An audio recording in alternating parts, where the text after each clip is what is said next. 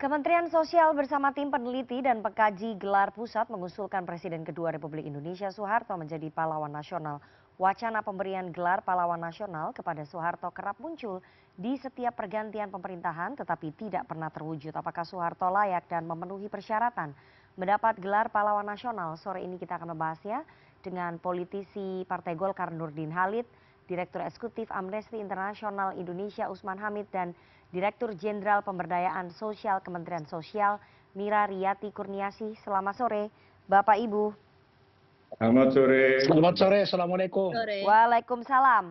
Saya mau ke Bu Mira terlebih dahulu ya, karena ini usulannya dari Kementerian Sosial. Jadi apa pertimbangan Kementerian Sosial mengusulkan Presiden kedua Republik Indonesia Soeharto mendapatkan gelar pahlawan nasional, Bu Mira?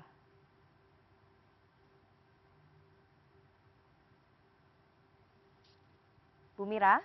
Ya, terima kasih. Selamat sore, Mbak Rifana. Ya. Jadi, ya, halo, terdengar suara saya? Silakan, Bu Mira. Halo, ya, terkait dengan pengusulan calon pahlawan nasional.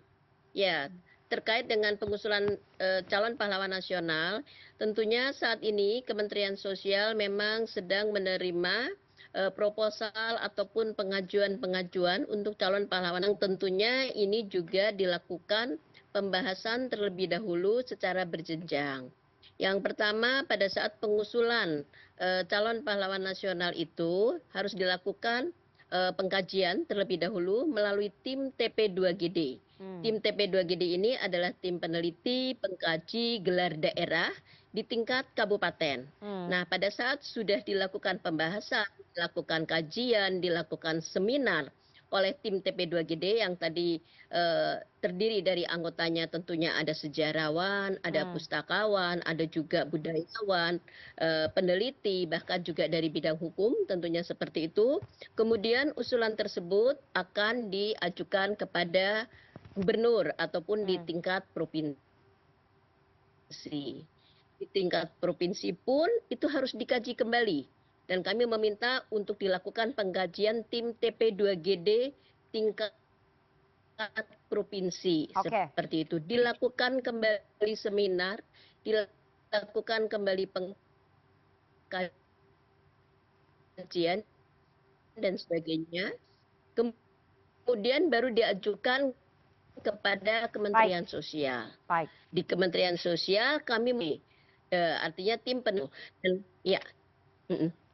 Artinya dari hasil tim TP2GP inilah yang nanti kami akan mengajukan melalui Pak Menteri Sosial akan mengajukan kepada Pak Presiden melalui gelar tanda kehormatan ataupun GTK. Baik, Bu Mira, jadi prosesnya berapa lama ya dari pengkajian awal sampai ke mejanya Menteri Sosial itu prosesnya berapa lama pengkajiannya ini? Bisa sampai dengan 6-7 bulan. Memang sebelum tanggal 10 November biasanya kita sudah bisa menetapkan. Karena ini masih berproses awal ya, Mbak Rifana. Oke, jadi ini baru proses awal. Tapi Kementerian Sosial menyadari nggak, Bu Mira, bahwa ternyata wacana ataupun usulan ini menuai polemik di publik, pro dan kontra begitu di publik? Oh ya, betul. Justru Kementerian Sosial itu juga pastinya akan mempertimbangkan, mendengarkan seperti itu terkait dengan pro kontra. Tetapi usulan-usulan pahlawan itu kan memang usulan dari masyarakat. Sehingga nanti dari tim TP2GP kami yang memang di tingkat pusat, ini yang tentunya yang akan menetapkan, yang akan mengkaji dan tentunya akan mempertimbangkan.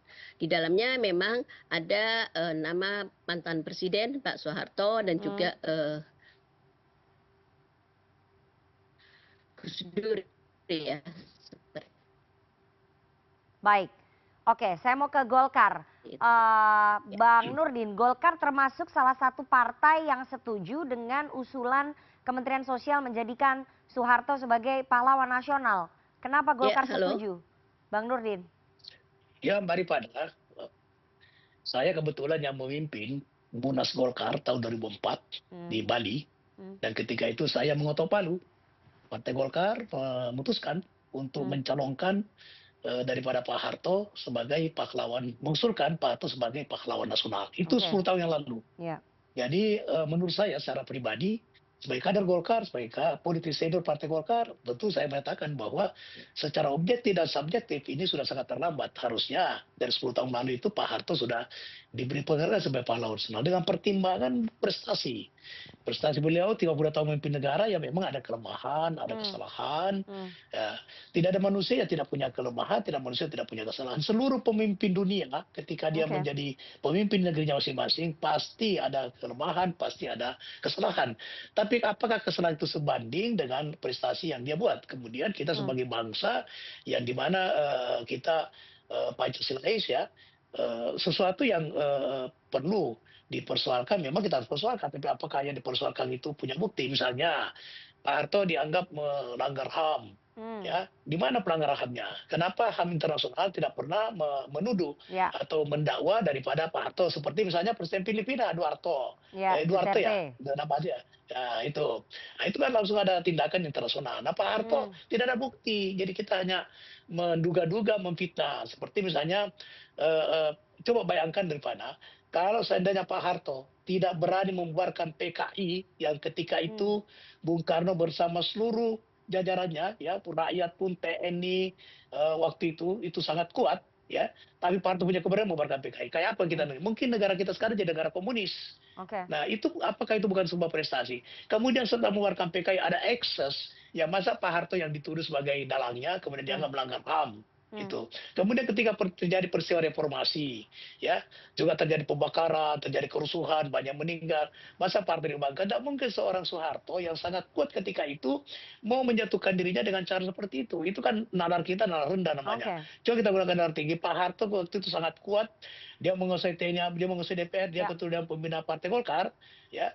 Ketua Pembina Golkar yang menguasai DPR. Kalau beliau seorang diktator, tidak mungkin Mau mengundurkan turun, diri ya? tidak mungkin mundurkan Oke, diri. oke, Ya, Bang Nurdin. kenapa? Karena MPR itu dikuasai oleh Partai Golkar dan Hmm. ketua Dewan Pembina Partai Golkar itu punya kekuasaan yang Ya. sangat kuat di Partai Golkar. Juga menguasai TNI. Kalau sekedar membubarkan demonstrasi yang menuju DPR, itu bagi Pak Harto sangat mudah sekali. Sekalipun harus banyak korban. Tapi kenapa tidak lakukan? Itu pertanda beliau tidak mempertahankan kekuasaan dengan Oke. kekerasan. Oke, Itu fakta. Bang Nurdin, artinya Ya. di mata Partai Golkar, Pak Harto punya prestasi dan tidak ada kesalahan di masa Bukan lampau, begitu bukan ya? bukan bukan hanya punya prestasi, banyak prestasi. Oke. Punya kesalahan iya, punya Hmm. kelemahan iya. Hmm. Dan tidak Tapi ada tidak manusia yang terbukti tidak punya. begitu ya? Ya, contoh dituduh misalnya Aceh, dituduh misalnya soal ini, pernah ada bukti dituduh korupsi. Oke, oke. Ya. Bahkan Pak Harto memberi surat kuasa langsung kepada negara, bila mana didapatkan di luar negeri, depositonya, simpanannya, apapun Oke. namanya, silakan Oke. diambil. Baik. Tidak ada fakta sampai sekarang. Baik, baik. Itu nggak ada sama sekali. Oke. Dan kita lihat sendiri kehidupan Pak Harto secara keseharian sampai meninggal, rumahnya saya di Cendana, rumah Ya, biasa. ya, oke. Itu. Baik, Dan baik. saksinya Saya itu mau Pak Yusri ke sama Hendra yang sekarang menteri baik. menteri apa namanya Tahan menteri dulu koordinator Bang hukum. Nurdin. Saya ke Mas Usman ya. Mas Usman, apakah kemudian usulan Soeharto menjadi pahlawan nasional ini memang layak seperti yang tadi disampaikan oleh Golkar dan memang ada usulan dari masyarakat seperti yang disampaikan oleh Kementerian Sosial? Jawaban saya pasti bisa ditebak. Jawaban saya tentu tidak layak. Saya ingin memberikan argumen berdasarkan penjelasan Pak Nurdin dengan segala hormat ini. Yang pertama mengenai Presiden Filipina ditangkap oleh Pengadilan Pidana Internasional. Itu bisa terjadi karena Filipina meratifikasi Statuta Roma tentang Pengadilan Pidana Internasional. Hukum internasional sangat menghormati kedaulatan nasional setiap negara. Sehingga kalau sebuah negara tidak mau meratifikasi misalnya Statuta Roma, maka Pengadilan Pidana Internasional tidak dapat begitu saja mencampuri dan penangkapan dari seorang pemimpin di dalam negeri. Itu yang pertama.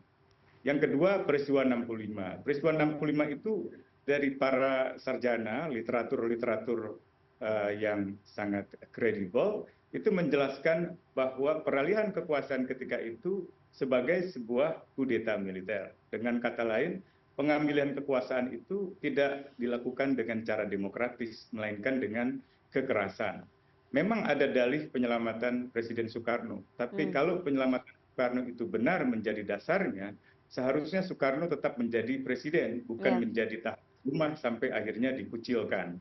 Yang ketiga itu pembunuhan-pembunuhan terhadap orang-orang PKI atau orang yang dituduh PKI atau siapapun yang sebenarnya hanya pro Soekarno tapi dituduh PKI, saya kira juga tidak bisa dibenarkan. Jenderal Wibowo bahkan mengatakan itu ada 3 juta orang. Jenderal Sarwo Wibowo adalah mantan komandan Jenderal Kopassus atau RPKAD sampai harus turun ke Bali untuk menghentikan pembantaian massal. Bagaimanapun juga kesalahan misalnya sebuah partai tidak bisa membenarkan pembunuhan begitu banyak orang atau pemenjaraan begitu banyak orang tanpa prosedur hukum yang benar. Kan kita negara hukum. Dan yang terakhir saya kira kalau dikatakan misalnya tidak ada bukti hukum, itu sama seperti sebuah ilustrasi seandainya ada seseorang korupsi tapi tidak pernah diajukan ke pengadilan karena ia meninggal dunia, bukan berarti ia tidak pernah terbukti atau tidak pernah korupsi. Dalam kasus Presiden Soeharto, ia masih berstatus sebagai tersangka ketika meninggal dunia. Betul, akhirnya gugur statusnya. Betul sekali, di dalam hukum pidana, hukum acara pidana, pasal 76, 77, 78, kalau seseorang gugur, itu bisa kehilangan tanggung jawab pidananya. Tetapi penghentian perkara mantan Presiden Soeharto dalam kasus korupsi sebesar 419 juta dolar ketika itu, bukan dihentikan karena meninggal dunia, melainkan karena SKP 3 Jaksa Agung, surat ketetapan penghentian penuntutan perkara yang ketika itu Jaksa Agung memilih alasan ketiga. Alasan pertamanya tidak masuk akal, yaitu alasan bahwa tidak ada bukti. Jaksa Agung yakin ada buktinya. Alasan kedua adalah peristiwa yang dituduhkan bukan merupakan peristiwa pidana. Jaksa Agung masih yakin bahwa peristiwa yang dituduhkan adalah peristiwa pidana. Tapi alasan yang ketiga ditutup demi hukum. Nah, alasan demi hukum ditutup ini menimbulkan kontroversi ketika itu karena Jaksa Agung tidak bisa membuktikan alasan-alasan hukum pidana yang tadi saya katakan. Jadi saya kira ini bermasalah secara hukum. Oke, kalau bermasalah secara hukum, saya ingin tanya lebih dalam ya, para penyintas dan keluarga korban pelanggaran HAM ini kalau mendengar usulan ataupun wacana menjadikan Soeharto sebagai pahlawan nasional ini akan kecewa atau membuka luka lama, Mas Usman? Kalau kita lihat di dalam pernyataan-pernyataan mereka kan sudah terdengar, mereka menolak itu. Dan saya kira ini pernah disampaikan juga relevansinya oleh salah satu pimpinan MPR. Saya lupa apakah Pak Nurdin atau Pak Bambang Susatyo atau Pak Fadel Muhammad. Yaitu penetapan usulan pahlawan ini dalam rangka rekonsiliasi nasional. Kalau memang mau rekonsiliasi nasional, maka seharusnya yang digunakan adalah TAP MPR tentang pemantapan persatuan dan kesatuan nasional. Itu pembentukan Komisi Kebenaran dan Rekonsiliasi. Komisi yang melakukan penyelidikan terhadap pelanggaran HAM di masa lalu dan menyimpulkan sebab-sebabnya apa, termasuk menulis seberapa jauh kebijakan di masa pemerintahan Soeharto berhubungan dengan kejahatan tersebut. Oke, artinya tapi usulan ini melukai para penyintas dan keluarga korban pelanggaran HAM. Ya, bukan hanya melukai secara perasaan gitu ya, tetapi juga menyalahi amanat reformasi, menyalahi ketentuan hukum. Oke, saya ke Bu Mira ya. Bu Mira, jadi usulan ini selain melukai para penyintas dan keluarga korban pelanggaran HAM ini juga melanggar begitu amanat reformasi. Bagaimana kemudian Kementerian Sosial menanggapi ini, Bu Mira? Ya, mungkin kami sampaikan terlebih dahulu terkait dengan mantan Presiden Soeharto ini sebelumnya di 2010 memang sudah diusulkan untuk menjadi calon pahlawan nasional, tetapi memang ini ada penundaan. Di 2015 pun diusulkan kembali seperti itu. Jadi sebenarnya secara normatif sih sebenarnya memang sudah memenuhi syarat dari hasil TP2GP pada saat 2010 dan 2015 itu sendiri. Nah, sekarang tentunya usulan itu tidak perlu lagi ada usulan dari daerah, sehingga memang kita tinggal membahas di pusat terkait dengan TP2GP di pusat itu kita bahas kembali. Nah, terkait dengan melukai reformasi dan sebagainya, tentu ini akan menjadi pertimbangan dari tim TP2GP nanti. Karena mereka yang memang punya kewenangan untuk menetapkan dan sebagainya. Dan nanti mungkin Menteri baru akan mengusulkan kepada Presiden melalui gelar tanda kehormatan. Oke, Bang Nurdin, Golkar tidak merasa ya ini melukai amanat reformasi dan melukai para keluarga korban dan penyintas pelanggaran HAM? Apa aja yang dilukai? Rifana ini Hmm. kalimatnya narasinya itu melukai apa yang dilukai. Sekarang kita berbicara begini.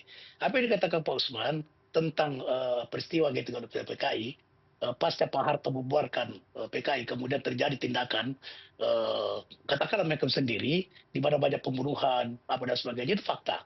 Tetapi Pak Harto dituduh sebagai dalang bukan fakta. Karena sampai sekarang tidak ada fakta yang menunjukkan bahwa Pak Harto yang mendalangi daripada pembunuhan pasca dibubarkannya PKI. Tapi yang kita sekarang kalau kita bicara melukai, bagaimana terlukanya daripada keluarga, anak, dan kita rakyat Indonesia daripada 7 jenderal kita yang dibunuh secara sadis. Pak Usman, apakah itu bukan sesuatu juga yang harus... Jadi tidak mungkin ada asap kalau tidak ada api, kira-kira gitu. Jangan kita kemudian hanya kita bilang ekses daripada pembubaran PKI. Tapi kita lihat apa penyebabnya itu. Andai kan tidak ada pembentukan jenderal, saya kira tidak akan terjadi semua itu. Itu yang kita harus lihat. Nah, kenapa juga itu tidak pernah diungkap?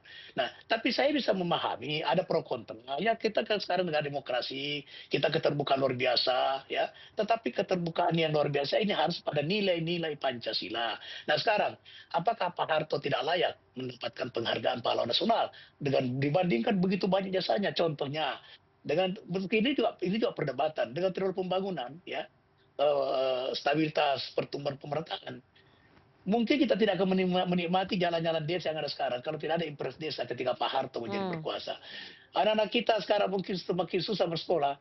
SD ada di mana-mana, di SD, di kampung-kampung, desa-desa, di kecamatan. Itu karena ada impres SD. Kemudian pelayanan kesehatan, karena ada impres kesehatan. Posyandu yang kita kenal zaman dulu apa dan sebagainya yang melayani mempercepat masyarakat, itu sesuatu yang kita tidak bisa lupakan. Jadi antara prestasi Pak Harto selama 30 tahun dengan katakanlah kesalahannya juga bukan sebuah fakta tapi hanya tuduhan, itu menurut saya jauh tidak sebanding. Oleh karena itu Partai Golkar tidak merasa bahwa, dan itu juga fakta hukum, tidak ada pelanggaran HAM. Itu dari HAM juga tidak pernah menuduh Pak Harto sebagai melanggar HAM. Nah, itu tidak ada fakta tentang itu dan sebagainya. Nah, kita bicara hukum. Ya kalau Pak Usman tadi mengatakan bahwa Jaksa Agung itu Kejaksaan Agung tidak ada di atasnya. Dia menghentikan tentu ada dasarnya gitu.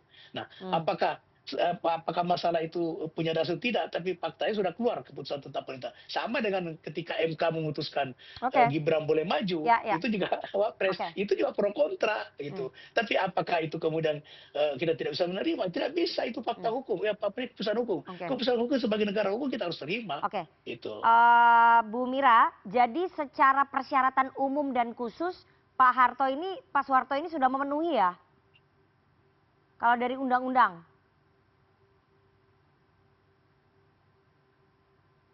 Bu Mira? Halo, Bu Mira? Ya, halo. Ya, secara persyaratan umum dan persyaratan khusus berdasarkan undang-undang Pak Soeharto ini sudah memenuhi syaratnya, syarat umum dan khusus. Menurut Kementerian Sosial. Ya. 10 oleh tim TP2GP persyaratan khusus tentunya sudah memenuhi seperti itu. Secara persyaratan ya, tapi nanti tetap akan dilakukan pembahasan dari tim TP2GP. Oke, Mas Usman, menurut mohon maaf Bu Mira, sinyal Anda tidak begitu baik ya. Saya mau ke Mas Usman dulu. Mas Usman, menurut persyaratan secara umum dan juga khusus Pak Soeharto itu sudah memenuhi dan sudah dicabut juga namanya dari TAP MPR sehingga tidak ada lagi hambatan hukumnya. Kan baru dicabut kemarin. Oleh MPR. Nah, ya itu juga sudah saya dengar dari pernyataan Menteri Sosial. Dan saya kira pertanyaan kritisnya adalah apakah pencabutan atau penghapusan nama Soeharto dari TAP MPR nomor 11 tahun 98 dilakukan secara benar menurut tata peraturan perundang-undangan. Setahu saya, keputusan itu dilakukan hanya oleh pimpinan MPR, bukan melalui sebuah sidang paripurna. Keputusan itu juga dilakukan secara terburu-buru menyusul surat Golkar di pertengahan September tahun lalu keluarlah keputusan itu pada tanggal 23 September. Itu proses yang bersifat konsultatif, tidak ada proses yang melibatkan masyarakat secara partisipatif melalui list permusyawaratan rakyat. Jadi cacat hukum menurut Mas Usman? Saya kira iya, cacat yuridis, dan harus diingat bahwa TAP MPR itu status hukumnya lebih tinggi karena itu tidak boleh diubah begitu saja hanya dengan putusan pimpinan MPR. Oke, oke, Bang Nurdin. Jadi ini prosedurnya ketika pencabutan nama Pak Harto dari TAP MPR ini prosedurnya cacat yuridis kalau menurut Mas Usman. Jadi masih ada hambatan hukumnya bagi Pak Soeharto untuk bisa mendapatkan kandidat gelar pahlawan nasional. Ya, jadi memang betul bahwa memang sekarang MPR itu tidak punya kewenangan lagi untuk membuat TAP MPR. Itulah kemudian dilakukan terobosan hukum oleh pimpinan MPR. Tapi kemudian dalam prosesnya itu juga melibatkan seluruh pimpinan fraksi. Jadi bukan hanya keputusan itu diambil oleh pimpinan MPR ketika itu, tetapi adalah juga melibatkan seluruh fraksi. Jadi itu keputusan bersama daripada pimpinan MPR dengan seluruh pimpinan fraksi. Nah, di dalam undang-undang, dalam tata tertib MPR ya maupun DPR itu undang-undang MD 3 itu dikatakan bahwa fraksi itu adalah kepanjangan partai. Nah, sehingga apa yang diputuskan oleh fraksi bersama pimpinan MPR itu adalah sah menurut tata tertib MPR dan DPR. Nah, tapi kalau Pak Usman mengatakan itu adalah pandangan Pak Usman, kita juga tidak bisa salahkan ya. Oke. Ya kalau dikatakan itu bahwa itu cacat hukum, silakan digugat. Itu saya tidak tahu menggugatnya kemana. Tapi itu sudah merupakan juga keputusan hukum, yaitu keputusan oleh pimpinan MPR yang disepakati bersama, yang ambil bersama keputusan itu daripada pimpinan fraksi, kemudian diumumkan dalam sidang paripurna. Oke, Itu baik. jadi bukan Baik. hanya Baik. disampaikan begitu saja, sampaikan Oke. dalam sidang paripurna itu. Oke, terakhir Bang Nurdin, berarti Golkar akan memperjuangkan ya usulan Soeharto sebagai pahlawan nasional? Ya, secara objektif dan subjektif, Golkar terus akan perjuangkan. Oke. Di mana karena itu adalah keputusan Munas Partai Golkar 2010 dan kebetulan saya memimpin Munasnya waktu itu dan saya ketua Palu. Baik. Sehingga terus kita perjuangkan karena itu kewajiban Ya. bagi seluruh kader Golkar sepanjang keputusan Munas itu tidak perlu dicabut, maka sejak itu sepanjang itu seluruh kader Golkar di seluruh Indonesia harus taat asas terhadap keputusan Munas, dan oleh karena itu maka kita terus perjuangkan. Baik. Gitu. Baik, kita tunggu nanti karena menurut Bu Mira dari Kementerian Sosial ini masih akan dikaji lagi dan semoga Kementerian Sosial ataupun Menteri Sosial melihat pro kontra ataupun polemik yang terjadi di masyarakat ya dan mempertimbangkan banyak aspek begitu ya.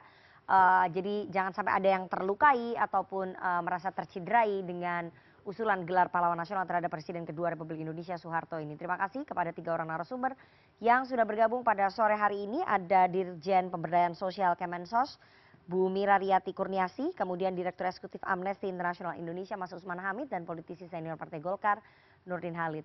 Sehat selalu Bapak Ibu. Selamat sore Bu Mira, Pak Nurdin. Ya, selamat sore Pak Usman. Terima kasih.